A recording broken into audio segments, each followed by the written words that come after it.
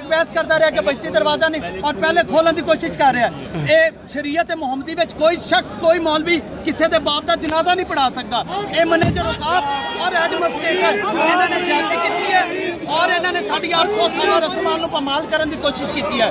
قبلہ اپنے ٹائم تے پہنچ کر اور چابیاں نہیں دی. لیوان صاحب آپ کیا کہیں گے کہ دروازہ نہیں کھولنے دیا گیا آپ کو؟ چابی لے کر کھڑے ہو گئے کہ ہم کھولیں گے. ہم نے کہا کیوں کھولیں گے آپ؟ ہمارے خاندان کی رسم ہے, ہم وارث ہیں. یہ کون ہوتے ہیں دروازہ کھولنے والے؟ ہم اس درگاہ کے وارث ہیں. ہمارے باپ دادا کی یہ قبریں ہیں, نہ محکمہ اوقاف کی قبریں ہیں, نہ ان کا تعلق ہے یہاں سے.